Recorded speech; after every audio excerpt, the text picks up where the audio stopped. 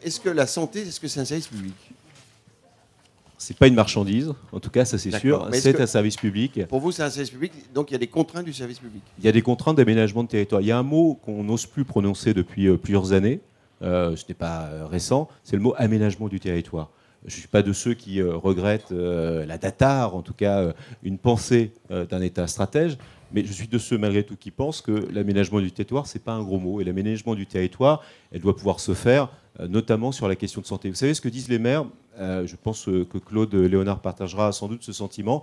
Ils nous disent dans la même phrase, et ce n'est pas contradictoire, laissez-nous tranquilles et ne nous abandonnez pas quand ils s'adressent à l'État. Laissez-nous tranquilles, c'est-à-dire que parfois, ils n'ont pas envie qu'on vienne les ennuyer sur un certain nombre de politiques qu'ils souhaitent mettre en place. Ce n'est pas contradictoire? Non, parce qu'ils souhaitent par contre que l'État soit au rendez-vous sur les aspects stratégiques, les aspects d'aménagement du territoire. Et c'est là où ils ne veulent pas que l'État les abandonne, et notamment sur la question de la santé. Est-ce que la santé est un service public Oui. Ça conditionne l'organisation des médecins libéraux, l'hôpital et... Pour un libéral supposé que vous êtes, monsieur Léonard. Moi, je suis un Supposé, Pascal a dit. Mes amis me cataloguent de gaulliste social, donc voilà, je vous donne la réponse sur le sujet. Non, simplement, je pense qu'à l'heure actuelle, on est vraiment sur un service public, mais qui peut être exercé différemment. Il peut être exercé par du public et par du privé. Il y a d'ailleurs des fonctionnements mixtes qui fonctionnent très bien. À Bar-le-Duc, par exemple, il y a une clinique qui est couplée avec un hôpital. C'est un choix qui a été fait, ça fonctionne parfaitement. Non, ce que je voulais dire surtout, c'est qu'on a soulevé le problème, Christophe vient de le rappeler, l'attractivité de nos territoires ruraux est un phénomène qui devient très difficile à maîtriser.